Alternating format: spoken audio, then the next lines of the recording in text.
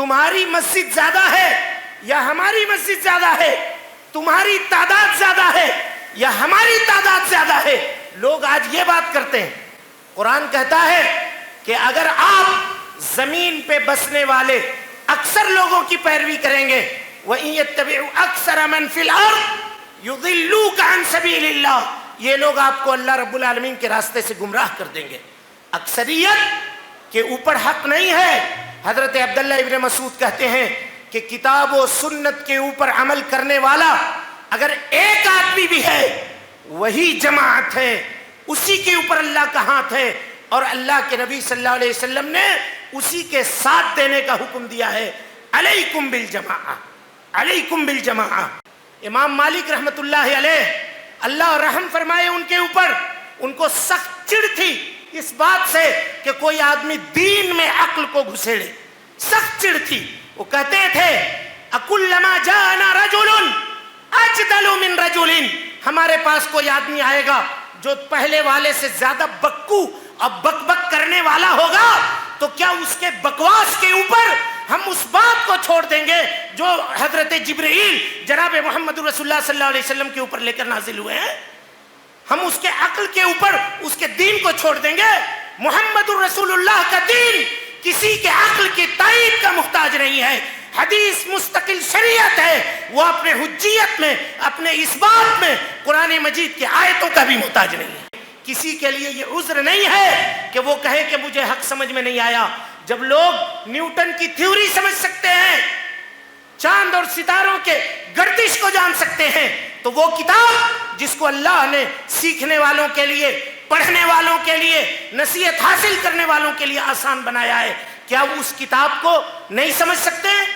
لوگ کہتے ہیں قرآن حدیث سب کے سمجھنے کی بات نہیں ہے، امام صاحب نے سمجھ کر کے یہ کتاب لکھ دی ہے، اسی کے مطابق زندگی گزارو۔ کسی کو یہ حق نہیں ہے کہ کسی صدی میں، کسی زمانے میں ایک آدمی کو کھڑا کر کے یہ کہہ دے کہ اسی کی بات قابل قبول ہے، دین میں اسی کی بات تسلیم کر لو۔ کسی کو یہ حق نہیں ہے، یہ حق صرف اللہ کو حاصل ہے، یہ حق صرف محمد رسول اللہ کو حاصل ہے۔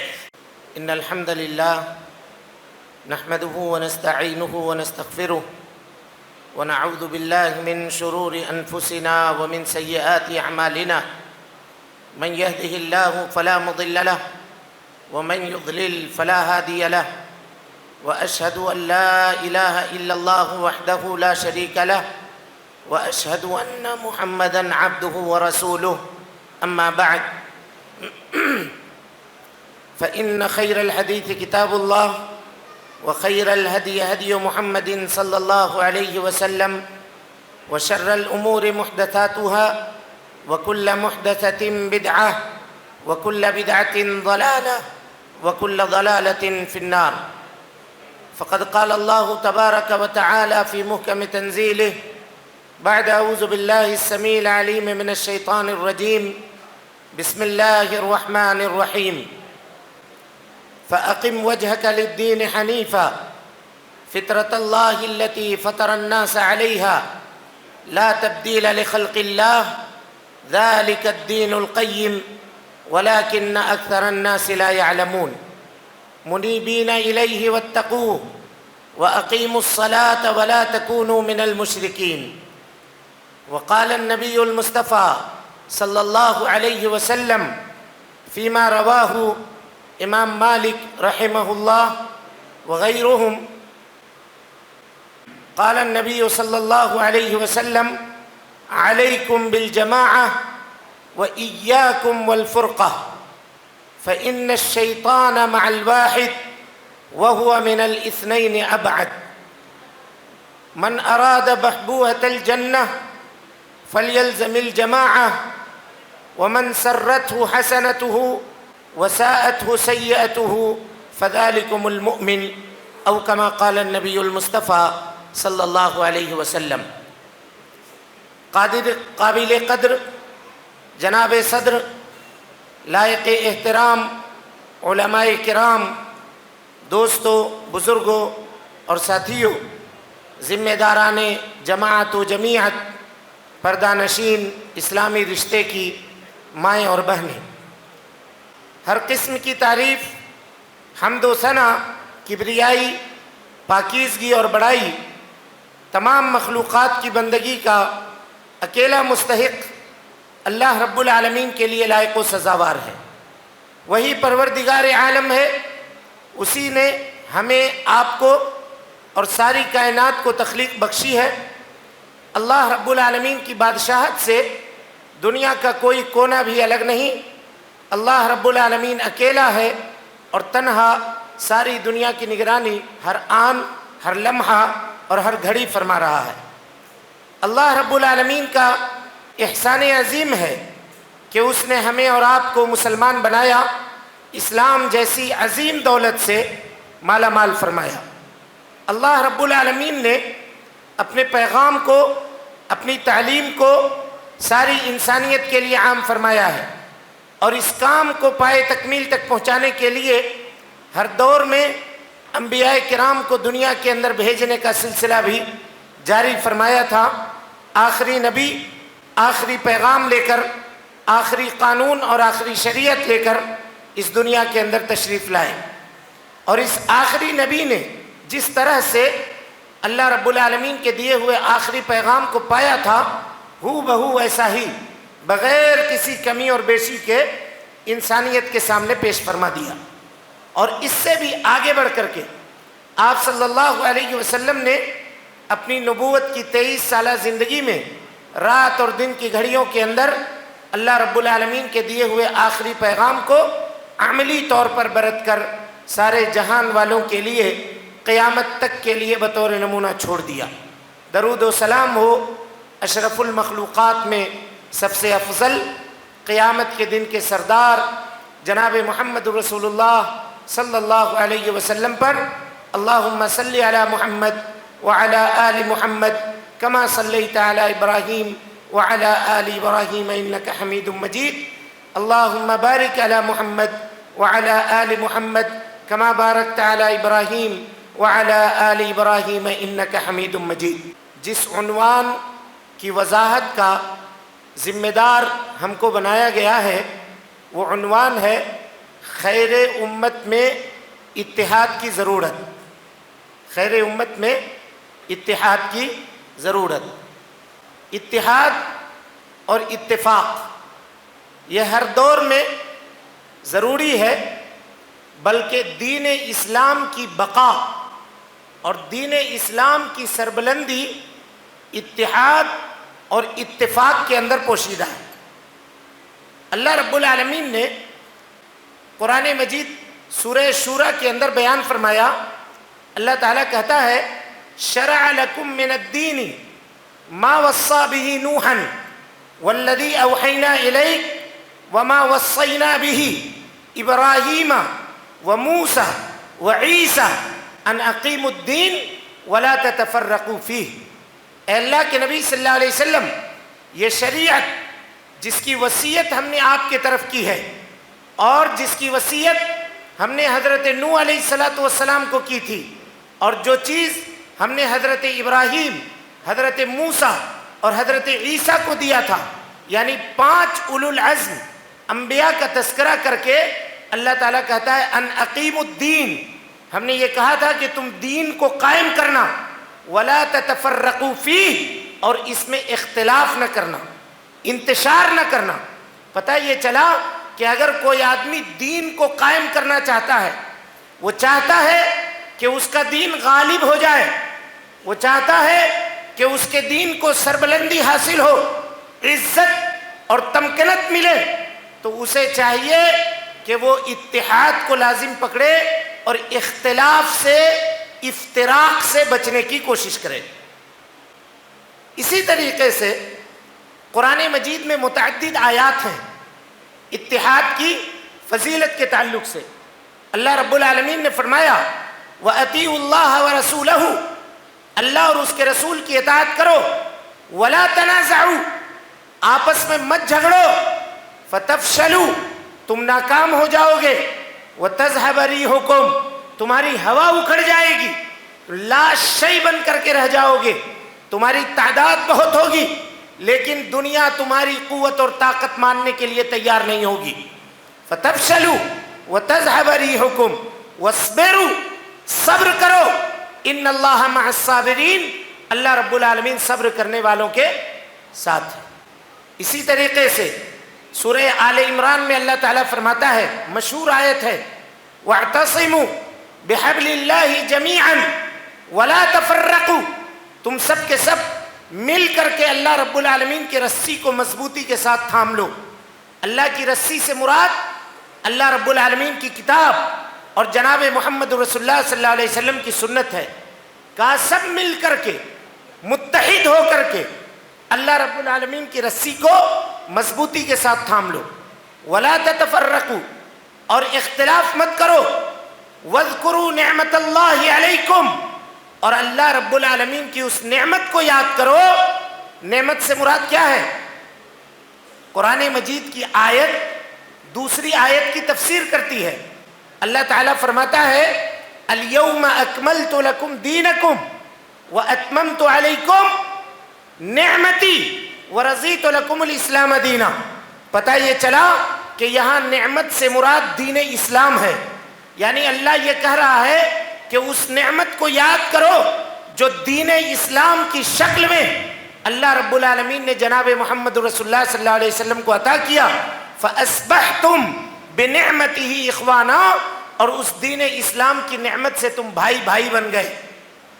ایک دوسرے کے سے تمہارے دل جدا تھے، تم متفرق تھے، باہم لڑتے تھے، جھگڑتے تھے۔ تم میں کا ہر آدمی اپنی سرداری کو ثابت کرنے کے لیے لڑائی اور جھگڑے کے اوپر اتر جاتا تھا۔ آپ نبی صلی اللہ علیہ وسلم کی ہجرت سے قبل مدینہ منورہ کے حالات آپ اٹھا کر کے دیکھیں۔ اوس اور خزرج دو قبیلے آباد تھے۔ اگر ایک قبیلے کا کوئی شخص کسی کو اگر تھپڑ مارتا تو تھپڑ کا جواب دوسرا قبیلہ والا تلوار سے دیتا تھا۔ اس کے تھپڑ کے مقابلے میں تلواریں نکلتی تھیں، عزت و ناموس کا تماشا ہوتا تھا، اور لوگوں کے شیرازے کو بکھیر دیا جاتا تھا، لاشوں کے ڈھیر لگا دیے جاتے تھے۔ خاندان در خاندان، نسل در نسل یہ لڑائی چلتے رہتی تھی۔ اللہ کے نبی صلی اللہ علیہ وسلم جب مدینہ منورہ آتے ہیں تو یہی انصار اوس اور خزرج کے رہنے والے اس طرح سے باہم شیر و شکر ہو گئے کہ پھر جب منافقوں نے کوشش بھی کی کہ آپ کے درمیان پھوٹ ڈال دی جائے، پرانی جنگوں کی باتوں کو چھیڑا جائے، تب بھی وہ لوگ اس معاملے میں کامیاب نہیں ہو سکے۔ اللہ کہتا ہے وَاذْكُرُوا نِعْمَةَ اللَّهِ عَلَيْكُمْ، اللہ کی اس نعمت کو یاد کرو۔ اِذْ كُنْتُمْ أَعْدَاءً، تم آپس میں دشمن تھے، ایک دوسرے کے دشمن تھے۔ فَأَلَّفَ بَيْنَ قُلُوبِكُمْ، اللہ نے تمہارے دلوں کو جوڑ دیا۔ فَأَصْبَحْتُمْ بِنِعْمَتِهِ إِخْوَانًا، اور تم اللہ کی نعمت کی وجہ سے آپس میں بھائی بھائی بن گئے۔ اور اس کے بعد کہا وَكُنْتُمْ عَلَى شَفَا حُفْرَةٍ مِّنَ النَّارِ، جہنم کے گڑھے کے کنارے اختلاف نے تم کو لے جا کر کے چھوڑا تھا۔ فَأَنْقَذَكُمْ مِنْهَا، یہ ایک تفسیری نقطہ ہے، اس کو ذرا غور سے سنیے۔ کہتے ہیں ابن قیم رحمت اللہ علیہ کہ انقاذ، کسی بھی چیز سے کسی کو نکالنا، یہ دخول کے بعد ہوتا ہے۔ اور قرآن مجید کی آیت ہے وَكُنْتُمْ عَلَى شَفَا حُفْرَةٍ مِّنَ النَّارِ، تم جہنم کے گڑھے کے کنارے تھے، ابھی داخل نہیں ہوئے تھے، پھر اللہ کہہ رہا ہے کہ ہم نے تم کو وہاں سے نکالا۔ کیا مطلب ہے نکالنے کا؟ مطلب یہ ہے کہ تم اتنے کنارے پر پہنچ گئے تھے کہ تم اب بالکل جہنم کے گڑھے میں اترنے ہی والے تھے۔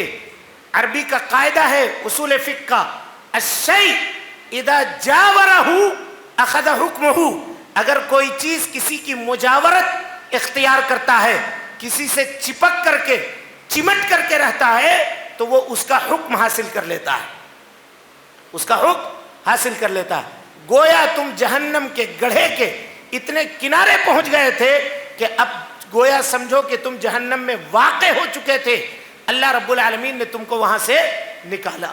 تو پتہ یہ چلا کہ یہ اختلاف، یہ انتشار جہنم میں لے جانے کا ذریعہ ہے۔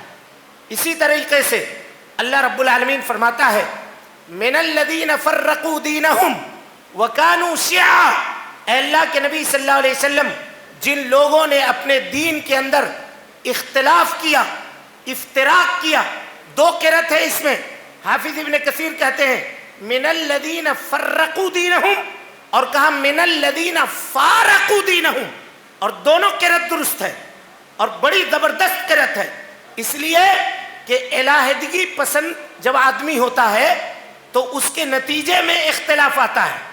کہ جن لوگوں نے دین کے اندر تفرقہ کیا، مفارقت اختیار کرنے کی کوشش کی، جدائی اختیار کرنے کی کوشش کی، نتیجہ کیا ہوا؟ وہ دین سے الگ ہو گئے۔ اے اللہ کے نبی صلی اللہ علیہ وسلم، آپ کا کوئی تعلق نہیں ہے ان سے، لست منہم فی شیء، یعنی جو اختلاف کرنے والے ہیں وہ آپ کی امت میں کبھی نہیں رہ سکتے، آپ کے وہ امتی نہیں ہیں۔ خیر امت کی بات چل رہی ہے، غور کیجئے، اگر خیر امت اختلاف کا شکار ہے تو وہ جناب محمد رسول اللہ صلی اللہ علیہ وسلم کے امتی ہونے کے اس اعجاز سے خارج ہے، لست منہم فی شیء۔ اور صرف اتنا ہی نہیں، آگے اللہ نے کہا کل حزب بما لدیہم فرحون، اے اللہ کے نبی صلی اللہ علیہ وسلم، ان کے اختلاف کے نتیجے میں اللہ تعالیٰ نے ان کے دلوں کو دور کرنے کے لیے ان کے اندر خود پرستی کا جذبہ ڈال دیا۔ ہر گروہ والا، ہر جماعت والا، ہر قوم والا اپنے آپ کو حق کے اوپر تصور کرتا ہے۔ یہ سب سے بڑی لعنت ہوئی اختلاف کے نتیجے میں۔ اگر ہم اپنے آپ کو غلط سمجھیں تب تو ہم اپنی اصلاح کی کوشش کریں، لیکن اگر ہم یہ سوچیں کہ جو کچھ ہیں وہ ہم ہیں بس ہم ہی ہیں، تو پھر ہم حق کو کیسے تلاشیں گے، حق کو کیسے قبول کریں گے؟ میرے بھائیو، اللہ رب العالمین قرآن مجید میں فرماتا ہے وَلَا تَكُونُوا كَالَّذِينَ تَفَرَّقُوا، لوگوں تم ان لوگوں میں سے مت ہو جاؤ جن لوگوں نے اختلاف کیا، کب؟ مِن بَعْدِ مَا جَاءَهُمُ الْبَيِّنَاتُ، واضح نشانی آ جانے کے بعد، قرآن مجید کے واضح دلائل، نبی صلی اللہ علیہ وسلم کے واضح اور صحیح احادیث کے آ جانے کے بعد جن لوگوں نے اختلاف کیا، کہ انہی لوگوں کے لیے دردناک عذاب اللہ رب العالمین نے تیار کر کے رکھا ہے۔ اس کے علاوہ بھی بے شمار آیتیں آپ کو قرآن مجید کے اندر ملیں گی، چونکہ وقت کم ہے اس لیے ہم اپنے موضوع کو پہلے ہی سے سمیٹ کر چل رہے ہیں۔ میرے بھائیو، اللہ کے نبی جناب محمد رسول اللہ صلی اللہ علیہ وسلم نے فرمایا، غور سے اس حدیث کو سنیے، کہ علیکم بالجماعہ، لوگوں جماعت کو لازم پکڑو، جماعت کو لازم پکڑو۔ اب سوال یہ ہے کہ جماعت کون ہے؟ اس کو کون طے کرے گا؟ ہم کریں گے طے؟ آپ کریں گے طے؟ کون طے کرے گا؟ کہ اس کو وہ لوگ طے کریں گے جنہوں نے جناب محمد رسول اللہ صلی اللہ علیہ وسلم کو یہ حدیث بتاتے ہوئے اپنے کانوں سے سنا تھا۔ لہذا سلف تفسیر کرتے ہیں، حضرت عبداللہ ابن مسعود کہتے ہیں کہ جماعت سے مراد وہ آدمی ہے جو حق کی موافقت کرتا ہو، الجماعہ ما وافق الحق، جو حق بات کی موافقت کرتا ہو، اور حق سے مراد اللہ کی کتاب اور جناب محمد رسول اللہ صلی اللہ علیہ وسلم کی سنت اور سلف امت کا فہم ہے، صحابہ کرام رضوان اللہ علیہم اجمعین کا فہم ہے۔ اگر ایک آدمی، غور سے سنیے گا، آج لوگ سواد اعظم کی بات کرتے ہیں، تمہاری مسجد زیادہ ہے یا ہماری مسجد زیادہ ہے، تمہاری تعداد زیادہ ہے یا ہماری تعداد زیادہ ہے، لوگ آج یہ بات کرتے ہیں۔ قرآن کہتا ہے کہ اگر آپ زمین پہ بسنے والے اکثر لوگوں کی پیروی کریں گے، وَإِن يَتَّبِعُوا أَكْثَرَ مَنْ فِي الْأَرْضِ يُضِلُّوكَ عَنْ سَبِيلِ اللَّهِ، یہ لوگ آپ کو اللہ رب العالمین کے راستے سے گمراہ کر دیں گے۔ اکثریت کے اوپر حق نہیں ہے۔ حضرت عبداللہ ابن مسعود کہتے ہیں کہ کتاب و سنت کے اوپر عمل کرنے والا اگر ایک آدمی بھی ہے وہی جماعت ہے، اسی کے اوپر اللہ کا ہاتھ ہے، اور اللہ کے نبی صلی اللہ علیہ وسلم نے اسی کے ساتھ دینے کا حکم دیا ہے۔ علیکم بالجماعہ، علیکم بالجماعہ وَإِيَّاكُمْ وَالْفُرْقَةِ، لوگو افتراق نہ کرو، انتشار نہ کرو، آپس میں لڑو نہیں، آپس میں جھگڑو نہیں۔ اگر تم ایسا کرو گے تو یہ کرنا دین اسلام کے کھلے ہوئے تعلیمات کے منافی ہے اور تمہارے مسلمان ہونے کے بھی منافی ہے، کیونکہ مسلمان اسلام نام ہے، الاستسلام للہ بالتوحید، اللہ رب العالمین کے سامنے توحید کے ذریعے سے سرنڈر کرنا۔ سرنڈر کرو۔ اختلاف ہوتا کب ہے؟ جب لوگ اپنی رائے، اپنی سمجھ، اپنی فہم، اپنی عقل اور اپنی سمجھی ہوئی باتوں کو اصل مانتے ہیں، تب اختلاف ہوتا ہے۔ نبی کریم صلی اللہ علیہ وسلم کے بعد بھی اس واقعے کو بیان کر کے بات کو آگے بڑھاتے ہیں۔ آپ صلی اللہ علیہ وسلم کا انتقال ہوا، ام المومنین حضرت عائشہ صدیقہ رضی اللہ تعالی عنہا کے حجرے میں اللہ کے نبی صلی اللہ علیہ وسلم پڑے ہوئے ہیں، مسجد نبوی میں صحابہ کرام موجود ہیں۔ اختلاف ہوا، کسی نے کہا کہ نبی صلی اللہ علیہ وسلم کی وفات نہیں ہوئی ہے، کسی نے کہا کہ جو کہے کہ اللہ کے نبی صلی اللہ علیہ وسلم وفات پا گئے ہیں میں اس کی گردن مار دوں گا، کسی نے کچھ کہا اللہ کے نبی صلی اللہ علیہ وسلم بالکل اسی طرح سے جس طرح سے حضرت موسیٰ 40 دنوں کے لیے اپنے رب کے پاس گئے تھے، نبی بھی گئے ہیں، واپس آئیں گے۔ جو لوگ یہ کہہ رہے ہیں کہ نبی انتقال کر گئے، اللہ کے نبی صلی اللہ علیہ وسلم ان کی گردن مار دیں گے۔ یہ باتیں صحابہ کرام کے درمیان ہونے لگی۔ حضرت ابو بکر صدیق رضی اللہ تعالیٰ عنہ تشریف لاتے ہیں، حجرہ عائشہ میں داخل ہوتے ہیں، چہرے سے نبی صلی اللہ علیہ وسلم کے چہرے سے چادر کو ہٹاتے ہیں، پیشانی مبارک کا بوسہ دیتے ہیں اور کہتے ہیں طبت حیا ومیتا یا رسول اللہ، اے اللہ کے نبی صلی اللہ علیہ وسلم آپ کی زندگی اچھی تھی، آپ کے مرنے کے بعد کی زندگی بھی اللہ رب العالمین بہتر کرے گا، وہ موت جو اللہ نے آپ کی تقدیر میں لکھی تھی وہ آپ کو آ چکی ہے، اللہ رب العالمین آپ کے اوپر 2 موتوں کو جمع نہیں کرے گا۔ اس کے بعد آپ مسجد سے باہر، آپ حجرے سے باہر نکلے، مسجد میں آئے، صحابہ کرام کو اشارہ کیا، کہا بیٹھو بیٹھو، کوئی بیٹھنے کے لیے تیار نہیں ہوا، ہر آدمی اپنی سوچ کے اندر، اپنے فکر کے اندر مبتلا تھا۔ سیدھے حضرت ابو بکر صدیق ممبر پہ چڑھتے ہیں، ان الحمدللہ نحمدہ ونستعینہ ونستغفرہ، خطبہ مسنونہ پڑھتے ہیں اور اس کے بعد آیت کریمہ کی تلاوت کرتے ہیں، وما محمد الا رسول قد خلت من قبله الرسل افإن مات او قتل انقلبتم على اعقابكم ومن ينقلب على عقبيه فلن يضر الله شيئا، لوگو من كان يعبد محمدا فإن محمدا قد مات ومن كان يعبد الله فإن الله حي لا يموت۔ صحابہ کرام جیسے اس آیت کو سنتے ہیں، اس حضرت ابو بکر کے اس جملے کو سنتے ہیں، جو جہاں تھے وہیں بیٹھ گئے۔ کہا ابو بکر یوں محسوس ہوتا ہے کہ یہ آیت آج ہی نازل ہوئی ہے، ہم سب کے سب سرنڈر کرتے ہیں۔ یہی ہے میرے بھائیوں، اسی کا نام دین اسلام ہے کہ اگر نبی کی بات آ جائے، صحابہ کی بات آ جائے، سلف صالحین کی بات آ جائے، کتاب اللہ کی بات آ جائے، محمد رسول اللہ کی بات آ جائے، تو ہم اپنے انا کو، اپنے مفادات کو، اپنی چاہت کو، اپنے جذبات کو، اپنے ایگو کو، اپنے فہم کو اس کے سامنے قربان کر دیں اور سمعنا واطعنا کہیں۔ انما كان قول المؤمنین اذا دعوا الى اللہ ورسولہ ان یقولوا سمعنا واطعنا۔ مومنوں کا معاملہ تو یہ ہے کہ جب ان کو اللہ اور اس کے رسول کی طرف بلایا جاتا ہے تو وہ کہتے ہیں ہم نے سن لیا اور ہم ایمان لے آئے، ہم اس کے اوپر اطاعت کرنے والے بن گئے، ہم اس کے اوپر فرما بردار بن گئے۔ یہ ایک مسلمان کا میرے بھائیوں عمل ہے اور یہ ایک مسلمان کا معاملہ ہے۔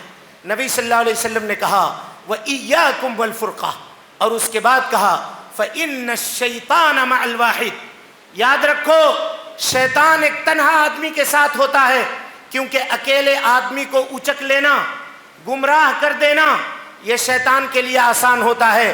وَهُوَ مِنَ الْإِثْنَيْنِ أَبْعَدُ، اور اگر 1 سے 2 ہو جاؤ گے تو شیطان تم سے دور بھاگے گا، 2 سے 3 ہوگے اتنا دور بھاگے گا، 4 ہو جاؤ گے اور دور بھاگے گا۔ اور یہی وجہ ہے میرے بھائیوں، نماز ایک ہی ہے، اگر آدمی اکیلے نماز پڑھے تو کوئی ایکسٹرا عمل نہیں کرتا ہے، جماعت سے اگر نماز پڑھتا ہے تو کوئی ایکسٹرا عمل نہیں کرتا ہے، لیکن اکیلے نماز پڑھنے کے مقابلے میں جماعت سے نماز پڑھنے کا ثواب 27 گنا زیادہ ہے کہ نہیں ہے؟ بولیے، ہے یا نہیں ہے؟ کیوں ہے؟ یہ جماعت کی برکت ہے، یہ جماعت کی برکت ہے، یہ اتفاق کی برکت ہے، یہ اختلاف سے بچنے کی برکت ہے میرے بھائیوں۔ اس کے بعد نبی صلی اللہ علیہ وسلم نے کہا من اراد بحبوحۃ الجنہ، تم میں کا جو آدمی جنت میں اپنی جگہ فکس کرنا چاہتا ہو، جو چاہتا ہو کہ اس کو بہترین جنت ملے، سب سے درمیانہ جنت ملے، جنت الفردوس ملے، فلیلزم الجماعہ، تو اسے چاہیے کہ وہ جماعت کو لازم پکڑے۔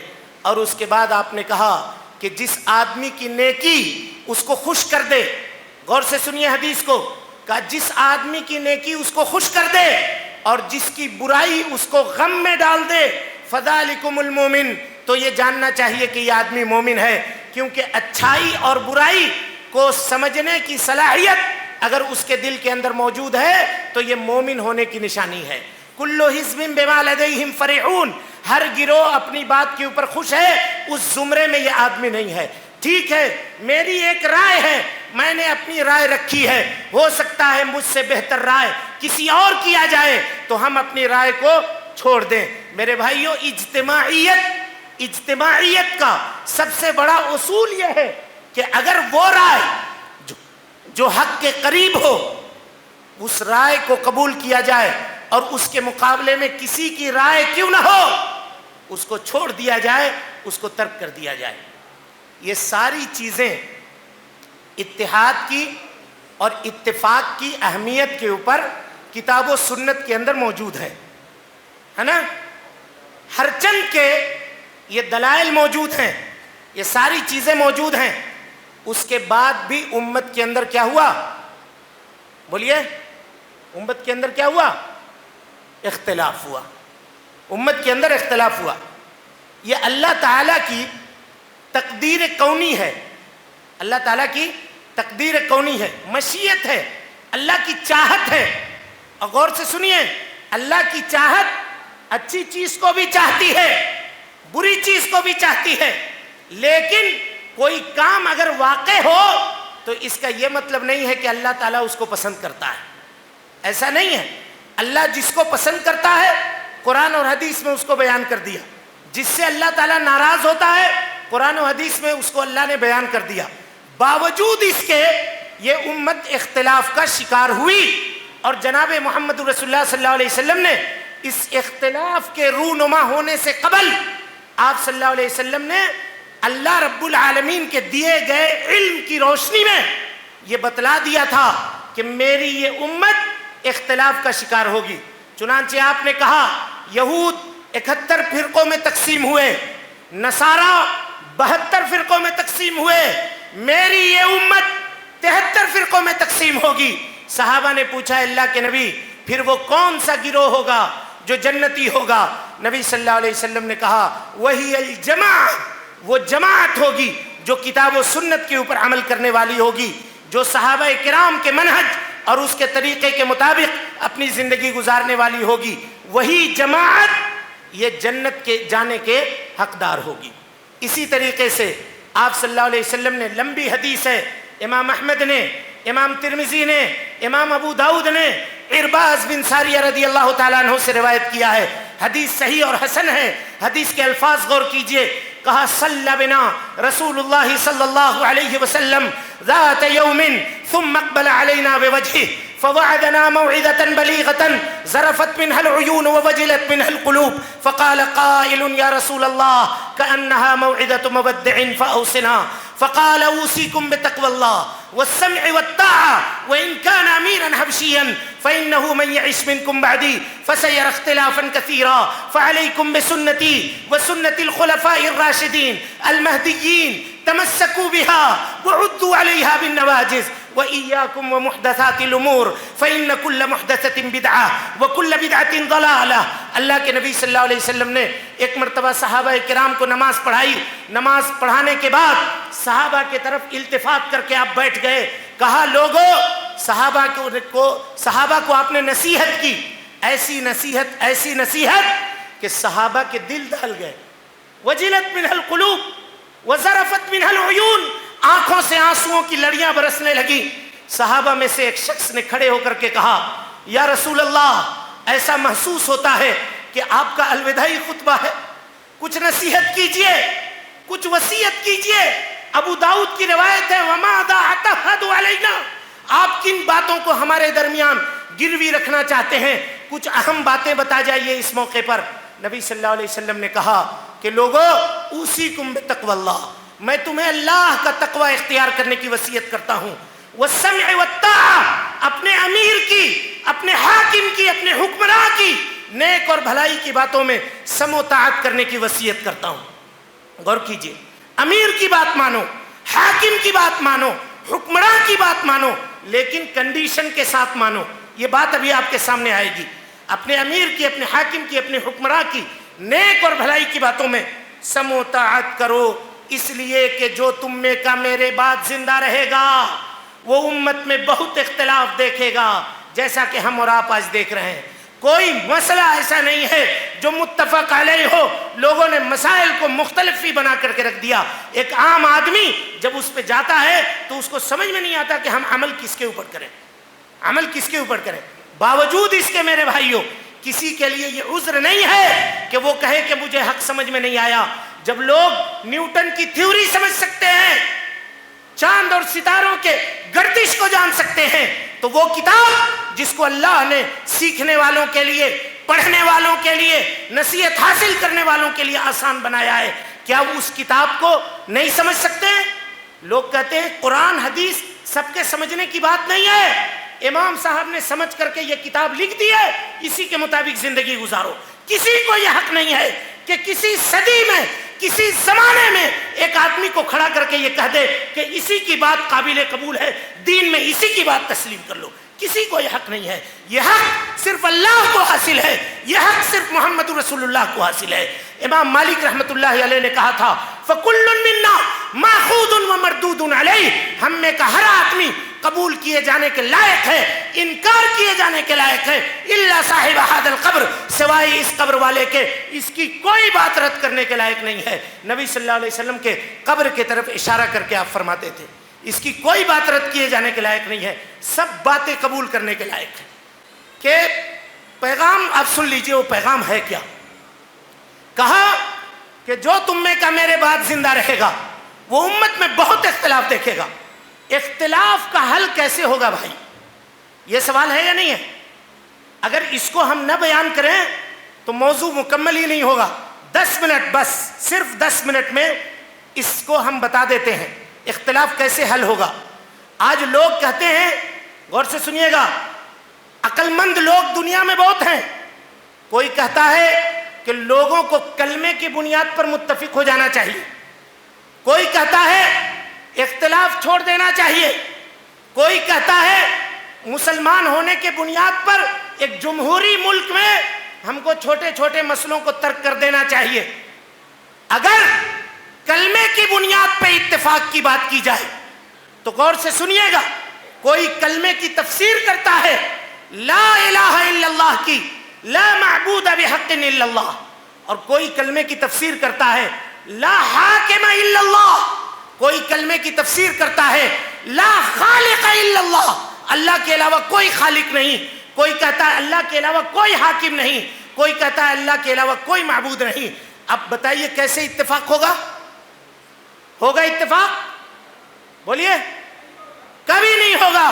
دین کے مقابلے میں جب بھی لوگ عقل اور رائے کو لے کر آئیں گے, ایک بات یاد آئی, مطرف ابن شخیر رحمت اللہ علیہ کہتے ہیں کہ سنو, تم لوگ دین کو عقل پر تولنا چاہتے ہو, لاؤ پوری دنیا کے عقل مندوں میں سے کسی ایک عقل مند کو کھڑا کرو اور کہو کہ سارے مسلمانوں کو اس کی بات ماننی پڑے گی, ہم ماننے کے لیے تیار ہیں, لیکن شرط یہ ہے کہ اس عقل مند آدمی سے کوئی دوسرا عقل مند اختلاف نہیں کرنا چاہیے, نہیں اختلاف کرنا چاہیے, ویسا آدمی لے کر آؤ. یا اس کی بات جو اس نے آج کہی ہے کل یہ پھر اپنی بات سے واپس نہیں پلٹنا چاہیے. اگر ویسا آدمی ہے تو بولو اس کی عقل کے اوپر, ہم اس کو قبول کرنے کے لیے تیار ہیں. امام مالک رحمت اللہ علیہ, اللہ رحم فرمائے ان کے اوپر, ان کو سخت چڑ تھی اس بات سے کہ کوئی آدمی دین میں عقل کو گھسیڑے. سخت چڑ تھی. وہ کہتے تھے اکلما جاءنا رجل اجدل من رجل، ہمارے پاس کوئی آدمی آئے گا جو پہلے والے سے زیادہ بکو اور بک بک کرنے والا ہوگا تو کیا اس کے بکواس کے اوپر ہم اس بات کو چھوڑ دیں گے جو حضرت جبرائیل جناب محمد رسول اللہ صلی اللہ علیہ وسلم کے اوپر لے کر نازل ہوئے ہیں؟ ہم اس کے عقل کے اوپر اس کے دین کو چھوڑ دیں گے؟ محمد رسول اللہ کا دین کسی کے عقل کی تائید کا محتاج نہیں ہے. حدیث مستقل شریعت ہے، وہ اپنے حجیت میں، اپنے اس بات میں قرآن مجید کی آیتوں کا بھی محتاج نہیں ہے. چہ جائے کہ وہ ہمارے اور آپ کی عقل کا محتاج ہو کہ جو بات ہماری عقل میں آئے گی ہم اس کو قبول کریں گے. میرے بھائیوں، اختلاف کا نتیجہ ہے کہ ہم دین میں اپنی عقل کو ڈالتے ہیں. اختلاف و انتشار کا ایک اور ذریعہ یہ ہے کہ لوگ کیا کرتے ہیں، ہم میں کا ہر آدمی مفتی بننے کی کوشش کرتا ہے. ہر آدمی مناظرے کے لیے تیار ہوتا ہے، چاہے اس کے پاس علم ہو یا نہ ہو. غور سے سنیے اس بات کو. امام مالک رحمت اللہ علیہ مسجد نبوی سے نماز پڑھ کر کے نکل رہے تھے. معن ابن عیسیٰ ان کے شاگرد ہیں، کہتے ہیں کہ امام مالک میرے کندھے کے اوپر ٹیک لگائے ہوئے تھے اور ہم لوگ مسجد نبوی سے باہر نکلے تھے، دروازے کے پاس کھڑے تھے کہ ایک شخص آیا، اس کا نام تھا ابو الجویریہ نام تھا، مرجئی تھا. وہ کہتا تھا کہ اگر لا الہ الا اللہ کوئی آدمی زبان سے کہہ دے تو عمل کرنے کی ضرورت نہیں ہے، صرف زبان سے کہہ دینا کافی ہے، والعیاذ باللہ. اور وہ یہ کہتا تھا کہ جو آدمی ایک مرتبہ لا الہ الا اللہ کہہ دے، چاہے اس کے بعد چوری کرے، شراب پیے، جو کرنا ہے کرے، بے نمازی بھی ہو، اس کا ایمان اور ابو بکر صدیق رضی اللہ تعالیٰ عنہ کے ایمان میں کوئی فرق نہیں ہے، والعیاذ باللہ. یہ عقیدہ تھا اس کا. کس کا عقیدہ تھا؟ ابو الجویریہ مرجئی کا عقیدہ تھا. امام مالک کے سامنے آیا اور کہا کہ اے امام مالک، آپ سے ایک ریکویسٹ ہے. بس بات کو ختم کر رہے ہیں. آپ سے ایک ریکویسٹ ہے. کہا کہو، کیا کہہ رہے ہو؟ کہا چلیے نا ذرا دیر مسجد میں بیٹھیے گا، آپ سے کچھ بحث کرنا چاہتے ہیں، کچھ مباحثہ کرنا چاہتے ہیں، کچھ مناظرہ کرنا چاہتے ہیں. امام مالک جانتے تھے کہ یہ مرجئی ہے، جانتے تھے مرجئی ہے. کہا کیا بات کرو گے؟ کہا ہم اپنا عقیدہ رکھیں گے، آپ اپنا عقیدہ ہمارے پاس رکھیے گا. امام مالک نے کہا ٹھیک ہے، اگر تم مجھ کو ہرا دیے تو؟ غور سے سنیے. کہ اگر آج لوگ مناظرے کے لیے ایگریمنٹ سائن کرتے ہیں، جو ہار جائے گا، کیا ہار اور جیت حق کی دلیل ہے؟ بولیے. حق ہار اور جیت سے نہیں پہچانا جاتا میرے بھائیوں، حق کتاب و سنت کے دلیل سے پہچانا جاتا ہے، کتاب و سنت کے دلیل سے پہچانا جاتا ہے. امام مالک نے کہا کہ ٹھیک ہے، تم سے میں بحث کرنے کے لیے تیار ہوں، لیکن اگر بحث میں تم مجھ کو ہرا دیا تو؟ اس مرجئی نے کہا کہ آپ کو میری بات ماننی پڑے گی. کہا ٹھیک ہے. اگر کوئی تیسرا آیا، ہم دونوں کو ہرا دیا تو؟ کہا ہم دونوں کو اس تیسرے کی بات ماننی پڑے گی. امام مالک نے کہا کہ اس کا مطلب یہ ہے کہ ہم لوگوں کو ایک بات سے دوسری بات، دوسرے سے تیسری بات، تیسرے سے چوتھے بات کی طرف منتقل ہوتے رہنا چاہیے. یہی تم کہنا چاہ رہے ہو نا؟ کہا ہاں یہی ہم کہنا چاہ رہے ہیں. امام مالک نے کہا تو اپنے جیسا بددین، دل بدلو، رنگ بدلنے والا گرگٹ کسی دوسرے کو تلاش لو. ہم نے اللہ کا یہ دین دلیلوں کے مطابق سمجھا ہے اور اس کے اوپر میں عمل کرتا ہوں. مجھ کو میرے دین میں کوئی شک نہیں ہے. تم کو شک ہے، تم اپنے جیسا کوئی جاہل تلاش لو، میں تم سے مناظرہ نہیں کروں گا. امام مالک اگر چاہتے تو اس کے دلیلوں کو چٹکیوں میں اڑا دیتے، چٹکیوں میں اڑا دیتے، اتنے بڑے امام تھے. لیکن آپ نے سمجھا کہ یہ صرف گلتھتری کرے گا، یہ گال بجاوے گا، یہ ابلیس کا کام کرے گا، کہے گا انا خیر من، انا خیر من. رب تعالیٰ سے ابلیس نے کہا تھا کہ میں بہتر ہوں، میں بہتر ہوں. ارے جس نے پیدا کیا ہے تم اس کو سکھا رہے ہو کہ میں بہتر ہوں. خلقتنی من نار وخلقتہ من طین. جس نے تم کو بنایا ہے، جس نے انسان کو بنایا ہے، تم اس کو تعلیم دے رہے ہو، رب تعالیٰ کو سکھا رہے ہو. والعیاذ باللہ. وہ اپنا سا منہ لے کر کے مرجئی وہاں سے بھاگ گیا. امام مالک ہم جیسا کوئی مولوی ہوتا تو پلتھی مار کر کے مسجد میں بیٹھ جاتا، آؤ تمہاری دلیل کیا ہے دو. میرے بھائیوں، یہ منہج ہے، یہ سلفیت ہے، یہ اہل حدیثیت ہے امام مالک رحمت اللہ علیہ کی، آپ نے اس کو بھگا دیا، کہا جاؤ۔ تب رہا کہ آپ کہیے گا حق کیسے واضح ہوگا؟ حق واضح ہوگا اس کے واضح کرنے کے لیے علماء راسخین ہیں، اہل علم ہیں، ان کے پاس آ کے بیٹھو، صحیح نیت پہ بیٹھو، ہار جیت کا فیصلہ نہ کرنے کے لیے نہ بیٹھو، حق تلاشنے کے لیے بیٹھو، دلیل سمجھنے کے لیے بیٹھو، تو وہ تمہارے سامنے دلائل کو واضح کریں گے۔ اور اللہ سے دعا کرو کہ اللہ رب العالمین اختلاف و انتشار کو دور کر دے۔ اعوذ باللہ السمیع العلیم من الشیطان الرجیم، بسم اللہ الرحمن الرحیم، یا ایھا الذین آمنوا اطیعوا اللہ واطیعوا الرسول واولی الامر منکم فإن تنازعتم فی شیء فردوه الی اللہ والرسول ان کنتم تؤمنون باللہ والیوم الآخر ذلک خیر واحسن تأویلا۔ اقول قولی ھذا واستغفر اللہ لی ولکم ولسائر المسلمین من کل ذنب وخطیئۃ فاستغفروه انه کان للأوابین غفورا۔